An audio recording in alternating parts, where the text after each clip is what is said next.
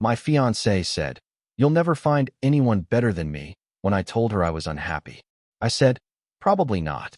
2 weeks later, she saw something at her favorite restaurant that made her have a complete meltdown. I, 32M, thought I knew what love was supposed to feel like until I realized I'd been settling for scraps for 3 years. My fiancée had this way of making everything about her. When I tried expressing my unhappiness about our relationship, she'd twist it around until I was the one apologizing. The final conversation we had about my feelings went exactly as I expected. I told her I felt disconnected and that we barely communicated anymore. Her response was immediate and cutting. I'd never find anyone better than her. She was successful, beautiful, and any man would kill to be with her.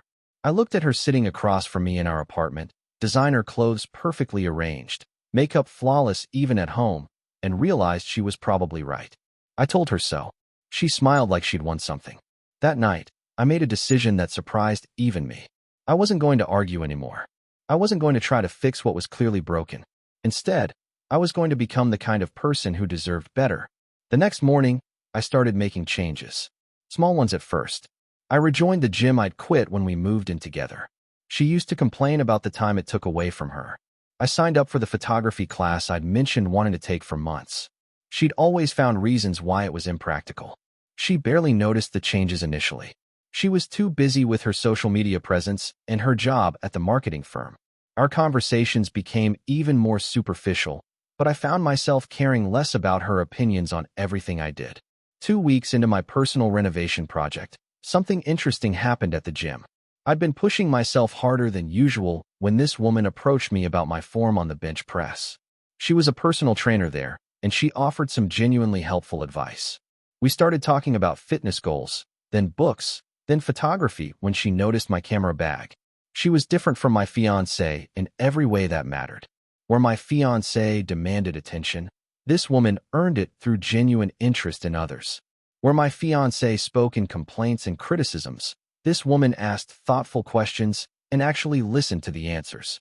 I found myself looking forward to our conversations during my workouts. She had this laugh that seemed to come from somewhere real, not performed for an audience. When she mentioned loving this small Italian restaurant downtown, I filed that information away without really knowing why. My fiancé remained oblivious to my growing confidence. She was too caught up in planning our wedding, or rather, planning her perfect day.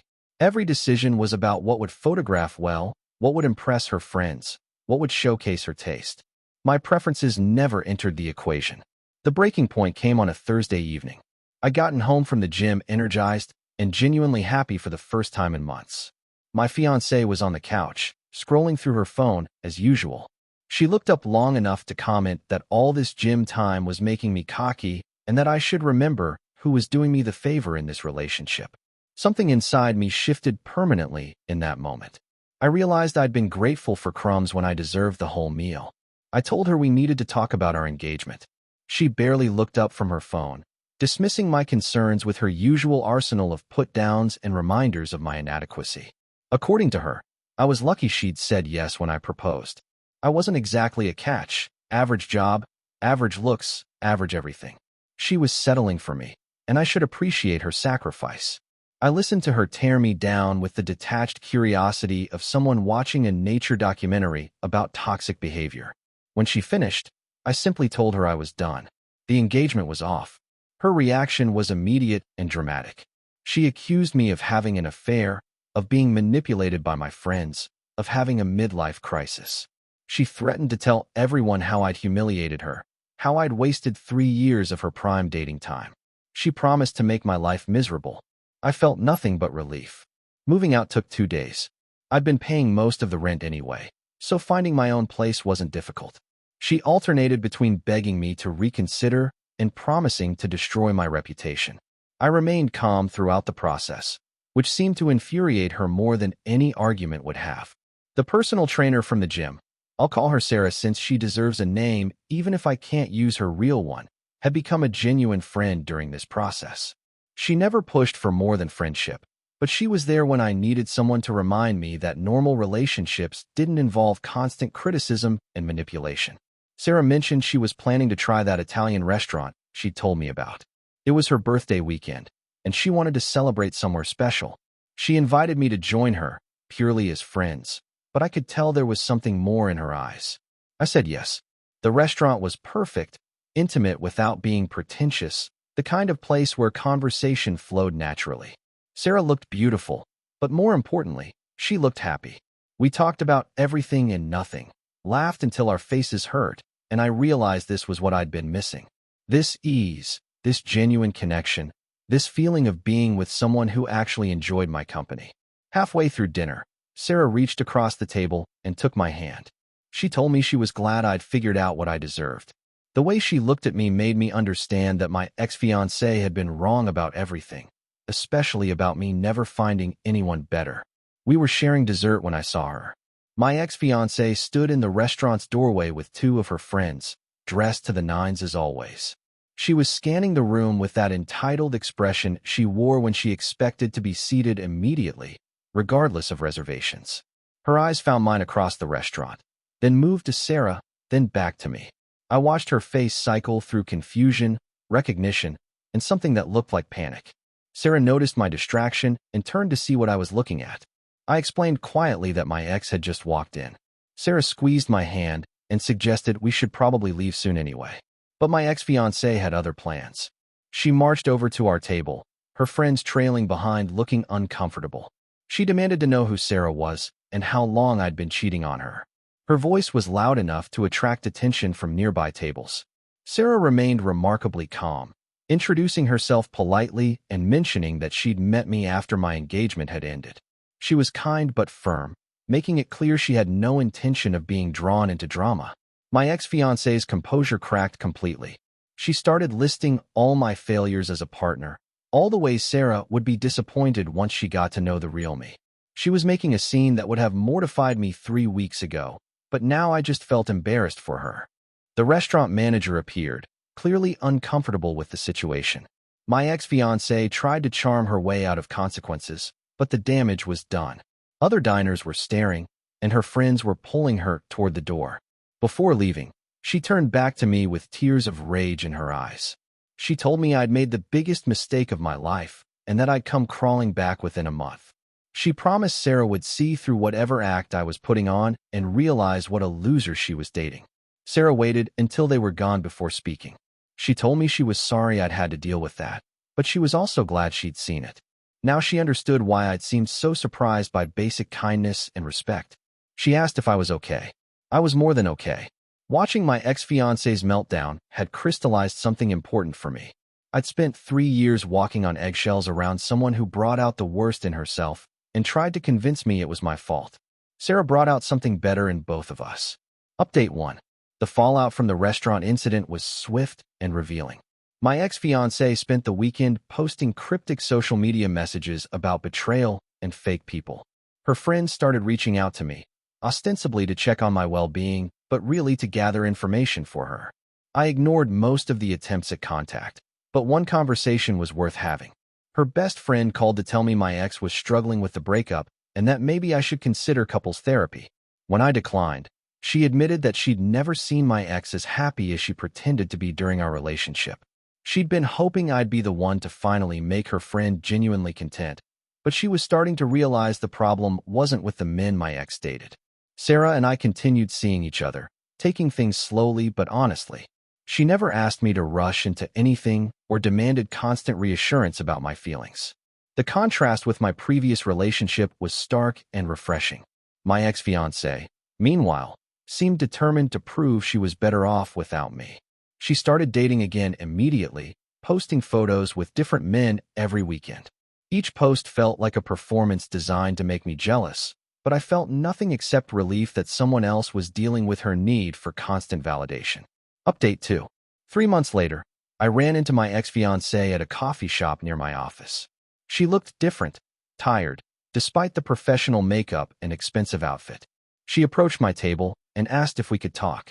She told me she'd been thinking about our relationship and realized she might have been too harsh sometimes. She'd been under a lot of pressure at work and planning the wedding, and maybe she'd taken some of that stress out on me. She wondered if we could try again, maybe go to counseling this time. I listened to her complete reinvention of our relationship history with something approaching pity. She was describing a version of events that bore no resemblance to reality, casting herself as a stressed victim rather than someone who had systematically torn down my self-worth for 3 years. I told her I was happy she was reflecting on things, but that we weren't compatible and I'd moved on. I mentioned that I was in a relationship with someone who made me feel valued and appreciated. Her mask slipped immediately. She asked if I was talking about that trainer from the restaurant, and her tone turned venomous when I confirmed it. She told me she'd heard through mutual friends that Sarah was nothing special, just some gym rat who would probably get bored with me once the novelty wore off. I realized this conversation was exactly why we'd broken up. She couldn't have a simple interaction without trying to tear someone down to build herself up.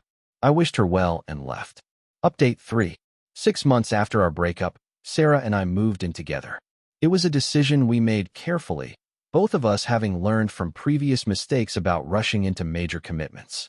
Living with Sarah was everything living with my ex-fiancée hadn't been.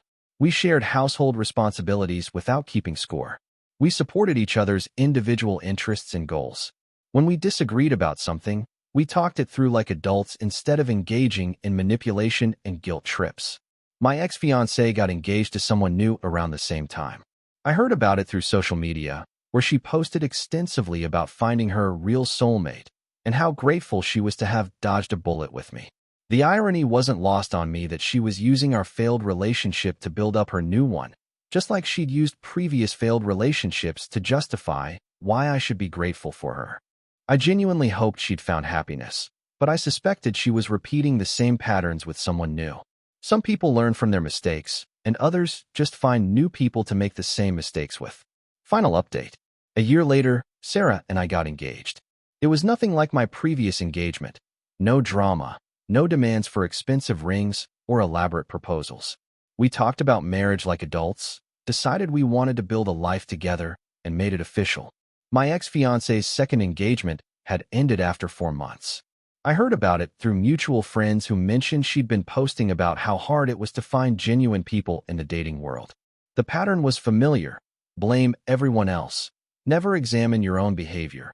Repeat until you die alone. I felt nothing about her latest relationship failure except a distant kind of gratitude. She'd been right about one thing during our final argument. I probably would never find anyone better than her. But she'd been measuring better by all the wrong metrics. She'd focused on surface-level achievements and social status, while completely missing the point of what makes someone a good partner. Sarah wasn't better than my ex-fiancée in terms of career success or social media followers. But she was better in every way that actually mattered. She was kinder, more genuine, more supportive, and more interested in building something real together rather than just looking good in photos. The restaurant meltdown had been the moment I realized my ex-fiancée's prediction was both wrong and irrelevant. I hadn't found someone better by her standards. I'd found someone better by mine. And that made all the difference. Looking back, I'm grateful for that final conversation where she told me I'd never find anyone better. She was so confident in her assessment that she never considered the possibility that her definition of better was fundamentally flawed. Her certainty had freed me to discover what I actually wanted in a partner, rather than settling for what I thought I deserved. Sometimes the best revenge isn't proving someone wrong. It's proving that their opinion never mattered in the first place.